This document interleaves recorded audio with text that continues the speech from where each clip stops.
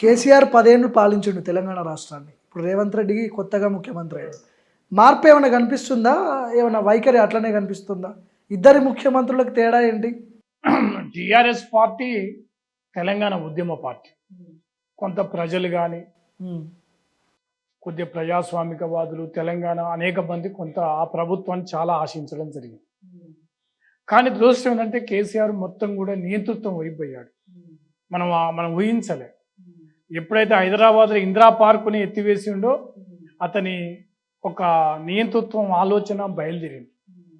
తర్వాత ఒక ప్రజాస్వామ్యం లేదు కేసీఆర్ దగ్గర. సరే, కొన్ని సంక్షేమ పథకాలు, రైతుల బీమా, రైతు భరోసా, రైతు పథకం, రైతు బంధు, 2-3 అంశాలు కొద్దిగా ప్రజలకు ఉపయోగపడే అంశాలు. సరే, ఏదైనా ప్రజాస్వామ్యం అనేది లేకపోవడం దురదృష్టకరం.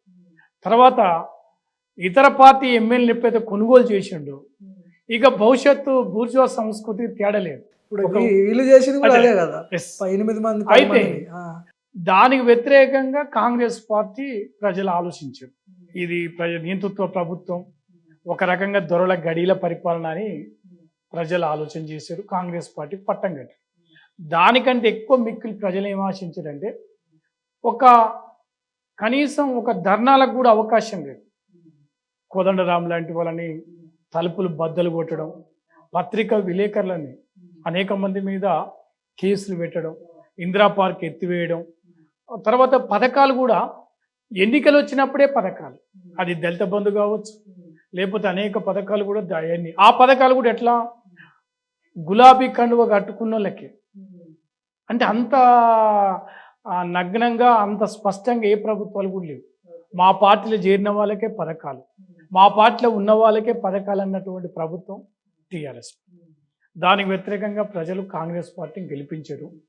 సరే, కొంత రేవంత్ రెడ్డి గారు దీన్ని ప్రజాస్వామిక ప్రభుత్వం ఏర్పడాలి, అక్కడ ప్రగతి భవన్ ఆ ముళ్ళ కంచెని బద్దలు కొట్టడం, తర్వాత కొంత ప్రజాభిప్రాయ సేకరణ, అంటే ప్రజలు స్వేచ్ఛగా తాము ధర్నాలు కానీ పికెటింగ్లు చేసుకునే అవకాశం కల్పిస్తామని చెప్పడం జరిగింది. సరే, 2-3 అంశాలు ఈ కాంగ్రెస్ పార్టీ కొద్దిగా ఎన్నికల వాగ్దానాలు అమలు చేసిన సందర్భం ఉంది. రేవంత్ రెడ్డితో ఉన్న సాన్నిహిత్యం గతంలో కేసీఆర్ ఉందా మీకు? కానీ మళ్ళీ ఈ ప్రభుత్వం కూడా టిఆర్ఎస్ ప్రభుత్వం బాటల్నే పోతా ఉంది. ఇవాళ చూస్తూ ఉన్నాం కదా. ఇప్పుడు ఉదాహరణకు ఇక్కడ మున్సిపల్ ఎన్నికల్లో, కార్పొరేషన్ ఎన్నికల్లో, సరే అది ఏ పార్టీ అయినా కానీ టీఆర్ఎస్ పార్టీ వాళ్ళు చేసిన తప్పే, కాంగ్రెస్ వాళ్ళు చేసిన తప్పే. కొన్ని మున్సిపాలిటీలలో స్పష్టంగా టీఆర్ఎస్ పార్టీకి ఆధిక్యత అవుపడుతుంది. అంత దౌర్జన్యంగా ఆ 2 స్థానాలు గెలవనీయకుండా ఒక అప్రజాస్వామికంగా పోలీసులతోని దౌర్జన్యాలు చేయడం తప్పు. ఉదాహరణకు ఇప్పుడు మన ఆదిలాబాద్ జిల్లాలో కాంతవన్పల్లిలో వాళ్ళని కనీసం వాళ్ళ ఓనిస్తలేరు. జనగాంలో కూడా అదే పరిస్థితి. అంటే ఇది అప్రజాస్వామికం. అది టీఆర్ఎస్ చేసిన తప్పే, కాంగ్రెస్ పార్టీ చేసిన తప్పే. అయితే ఒక ప్రజాస్వామికం మెజార్టీ స్పష్టంగా కనబడుతుంటే కూడా అప్రజాస్వామికంగా పోలీసులను పెట్టి కౌన్సిలర్లను కూడా లోపలికి పోనిస్తలేరు. అంటే ఈ రకమైనటువంటి విధానం అవలంబిస్తే ఈ ప్రభుత్వం మీద కూడా ప్రజలు వ్యతిరేకంగా ఉంటారు.